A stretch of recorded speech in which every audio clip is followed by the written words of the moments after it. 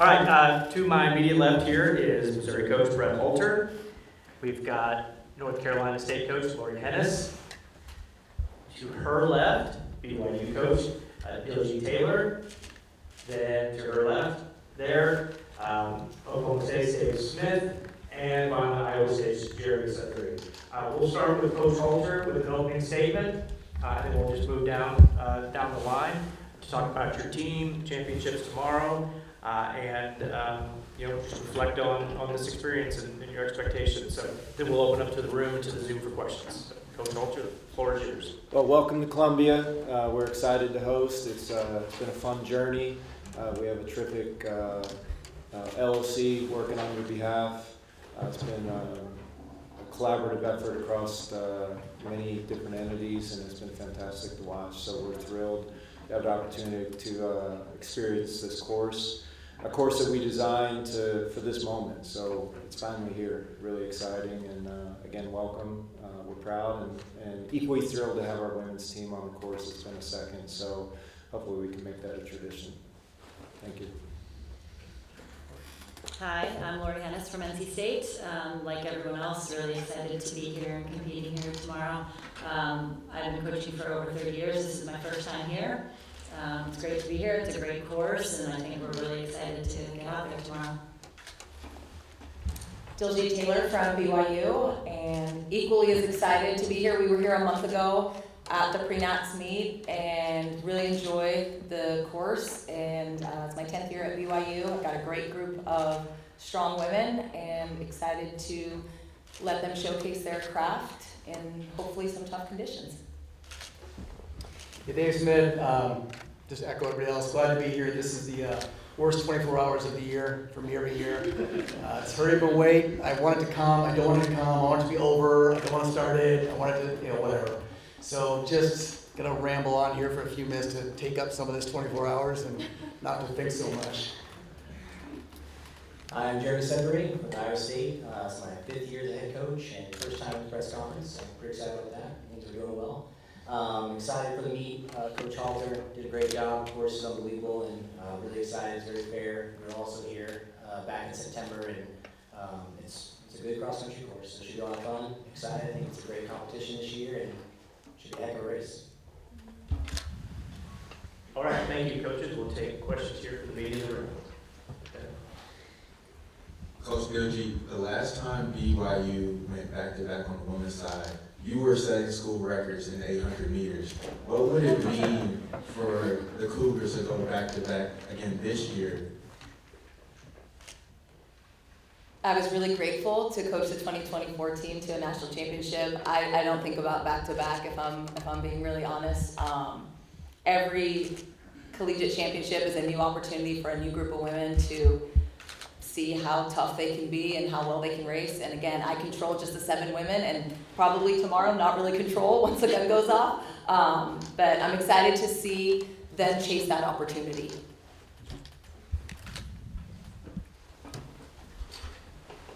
First of all, as a Baylor alum, I'm thrilled to see so much Big 12 representation up here. So, but this is for anyone who wants to answer on both the men's and women's side. What tactical approach do you guys expect this year's race to demand, and how does that favor your team's strengths? That's a great one for you, Laurie. We were talking about conditions earlier, and so I think people talk about how that might change how people are going into it or what you're looking at. I don't think it does for us a whole lot. I think that we, the NCAA meet, it can go out different paces, of course, but it's pretty consistent in what athletes need to do to be successful. So I think those conditions might change, but I think the way the race needs to be approached is pretty similar. And so I don't think it really, of course you come with different personality each time, so it can be slightly different for sure. But what you need to do to be successful at the end of the day is pretty similar, so I don't think it really changes a whole lot for us. This is a fair course, it's great, and so there's nothing particular about this that would change things drastically, I think, from what we would normally do. On the men's side?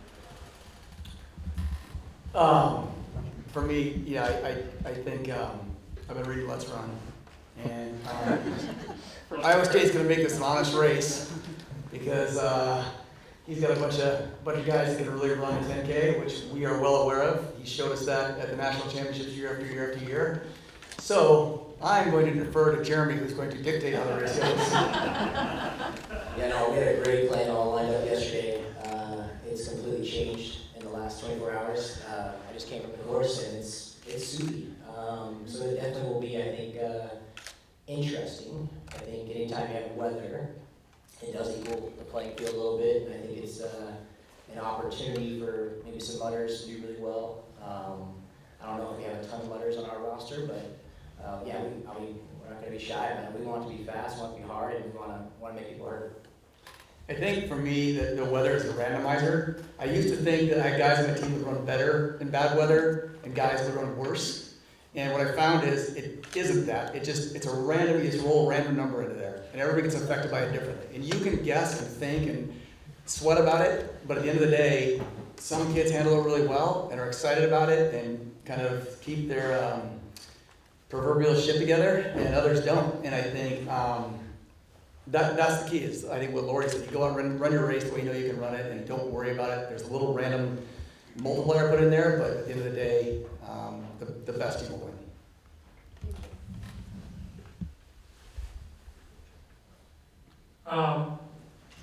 Laurie and Diljeet, your two programs have combined to win the last 5 national titles. You're ranked number 1 and number 2 again this year. Is there a rivalry there? And for Battle of Champions program in the 2020s? That's the last one first, your turn. I have a lot of respect for NC State and for what Laurie's built there.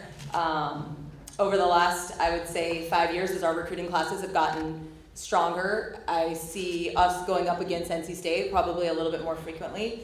And yeah, it's great company to be in. I wouldn't say, I think there's a rivalry. I wouldn't say it's a negative thing. I think they make us better, and hopefully we push them to also be better. We have lots of conversations, and we're pretty open about kind of what we're trying to do with our programs, which is be 2 female coaches that are kicking trash in the NCAA and having strong women to do it. So that ultimately is our goal, and I think we've done that. We've proven, regardless of what happens on Saturday, November 22 doesn't change what we've already done and the type of women that we're building in our program. Yeah, I guess I would echo that. I mean, I think we are trying to, do similar things. And I think hopefully we're both doing them at a high level. And so you never know how that works out on the day, but, I'm actually hearing that, the fact that we have one of those last 5, to have another female coach building a program in a similar way is pretty cool for us both to be able to be as successful as we've been. And totally different styles. Like, she's so much more calm, I feel like, at the teams than I am. Just us, that's just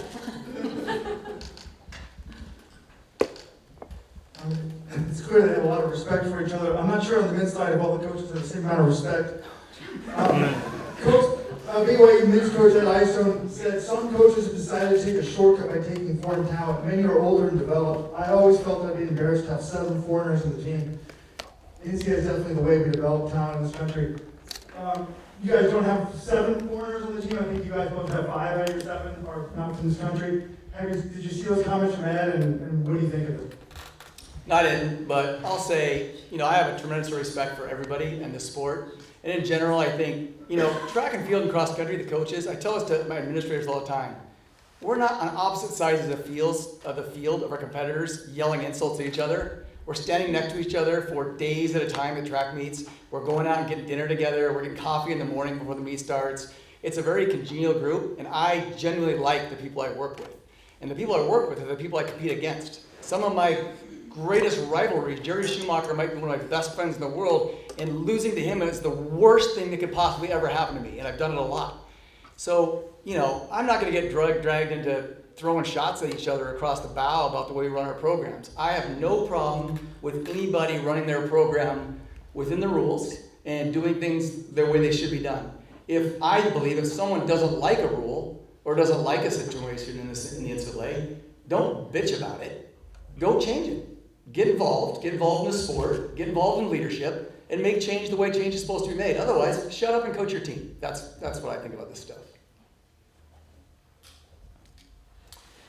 Yeah, I mean, I think I'll piggyback on that. I think, everybody has a chance to build the team how they want to. I think if you're doing it within the NCAA rules and the outlines of what we're allowed to do and what's permissible, and, I think my number one in my Rolodex of favorite callers is probably my compliance office. I talk to those guys every day. I actually wrote a really nice note last year when we got second nationals and said, we don't get second nationals without our compliance office. And I think it's one of those situations where I become a believer in you got to know where you work and you got to know what your institution's strengths are.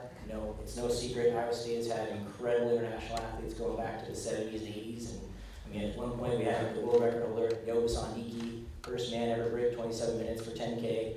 I mean, that guy literally is such a big Iowa State fan. I get a WhatsApp every once in a while rooting us on. So again, not to tap into those alumni, the history, and to be naive is something that I think is silly personally, and it's why we leaned into it and have had great teams that are made up of international athletes, American athletes, transfers, junior college, I mean, pretty much anywhere. If you want to run, you want to be good, we'd love to have you. I think, just to add on a little bit, it bothers me when we call Brian Musal a foreigner or Alex Mayer an American. It's not. It's Alex Mayer. It's Alex and Brian.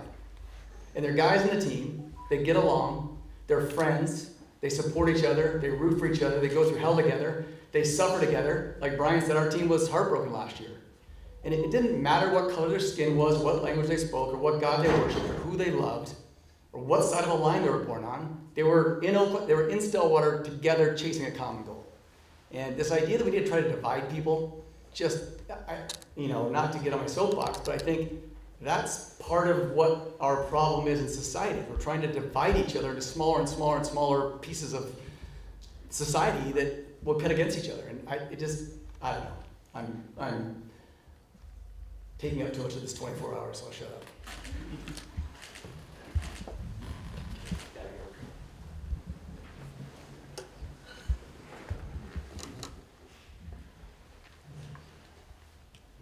Yes, David was besides that for Coach Taylor.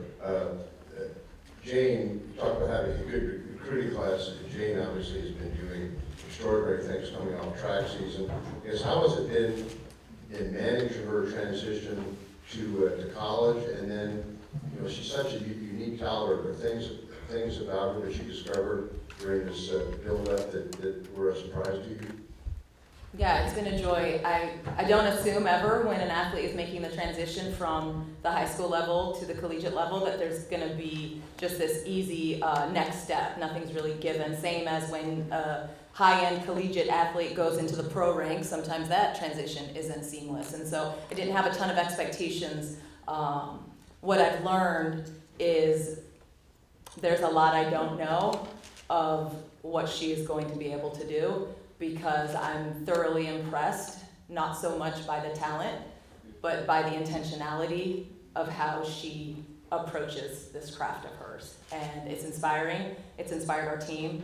And so, yeah, I'm excited for, the next however long we have together to help her showcase that craft and do it in a healthy, sustainable way, ultimately preparing her for her next step in whatever that looks like for her professional career post-collegiately. Time for a few more in here. Question for Coach Halter. Obviously, Mizzou women are in the national championship for the first time in a little bit. What is the expectation for your team, and how are you looking for them to compete in a field of incredibly talented women? Yeah, so Coach Livermore, Coach Duca, Coach Anderson, Akeem done a terrific job getting the women ready. It's a young team, so the experience here in the home course is really important as we continue to build. Trying to normalize being at the championship. We've talked about it. We're not going to set the bar super high, but we're not here just to have fun and compete or just have fun and race the day. You know what I mean? So we're going to take a shot at top 25. And I think that's a realistic goal. I think the women, if they run up to their capacity, that's a real attainable goal. Thank you.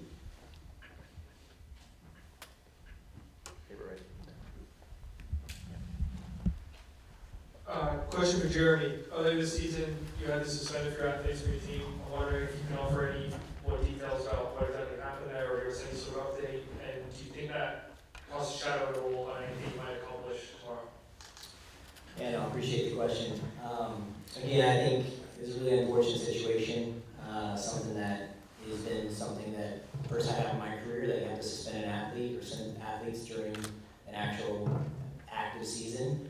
I did talk to my administration and everybody before actually this press conference just to kind of see if there's any other updates. At this point, I'm still being instructed to kind of say, look, there's team rules that were broken, we've suspended them, they're suspended indefinitely, and hopefully we'll have an update at some point in the near future, but at least for the time being, they're still suspended and it's team rules. This one is for both Coach Dave and Coach Jeremy. So we got to hear the women's side. They have a little rivalry going.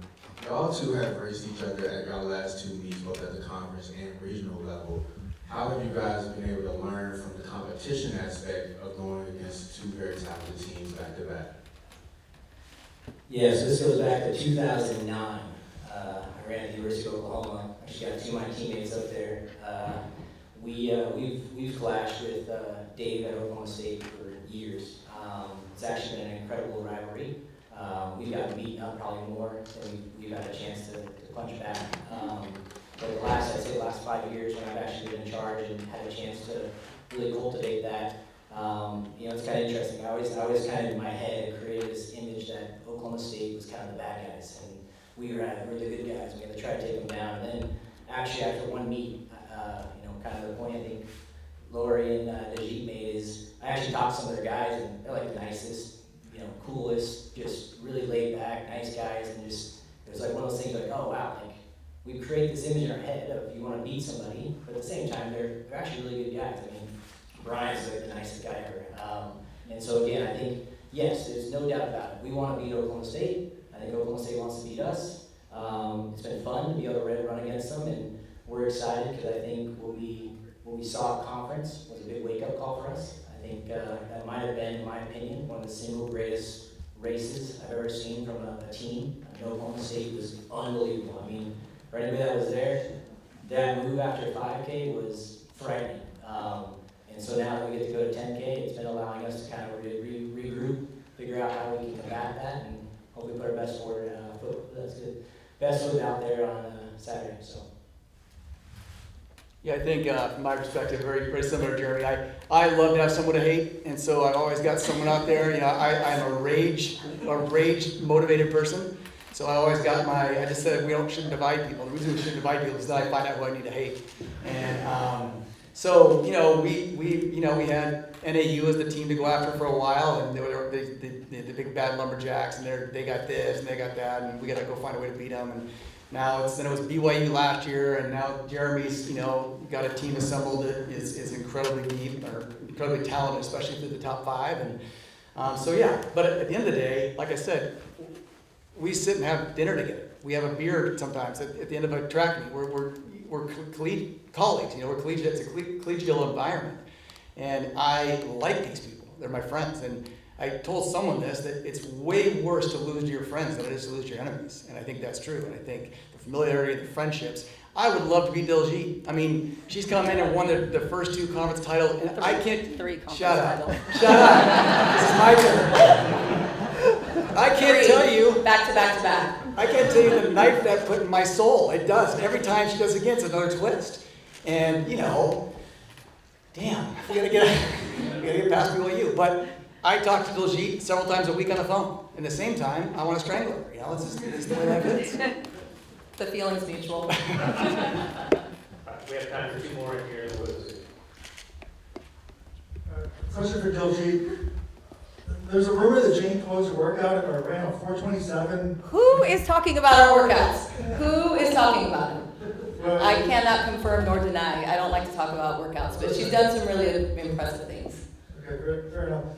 But do you think that, is it any different for her from a mental standpoint than in the past? And then we asked her this, like, last year she was winning races by a lot. This year she's winning races a lot. Is it the same pressure for her, or does it feel bigger for her because it's college? Like, do you feel, is there any worry that, she wakes up tomorrow and this is just too big for her from a mental standpoint? I can't answer that because I'm not her, but this is what I will say. She is someone that races with the right mindset and practices with the right mindset. And confidence doesn't magically appear on race day, guys. It's found and built in the preparation. And the way that the preparation and the build has happened this fall should give her the utmost confidence. She should jump out of bed tomorrow morning and be so excited to get on the starting line, because that's how I feel as her coach. And that's not outcome driven. The build has proven that we can run really hard in the race, and we can do those hard things because of what we've done the last couple months in practice. So letting go of the outcome, I think, is the biggest thing, and keeping a little bit of a chip on your shoulder. I think when things go really well, you start losing the chip on your shoulder, and it sometimes becomes weight on your chest. And it's really important to keep that chip on your shoulder at all times, and she has that. I don't have to put it there. She naturally has a built-in chip on her shoulder. Okay, we are going to wrap it up here with the questions we have on Zoom.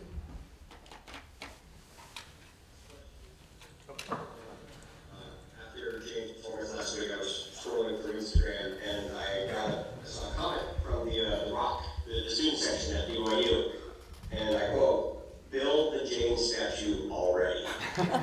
Given the success that you guys have had this year, football has had a great year as a whole, basketball's got the #1 player in the class of 2025, just put in perspective, James' influence, not only on the university and the students, but for the entire cross-country landscape, what she's been able to do this year.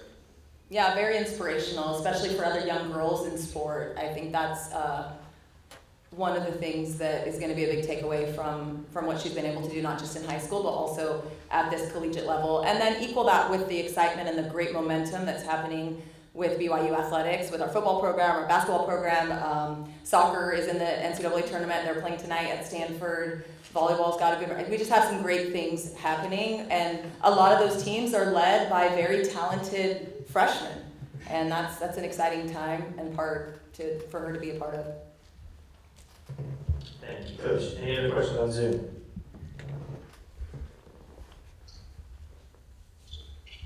And for Coach Halter, after 15 years from this going from a dream to reality, what this course and now the national championships here, what have your thoughts and feelings been like this week, or what do you imagine those will be like tomorrow? A little surreal. Let's go have some fun. Let's line it up. Can't wait for it done. Any other questions on Zoom?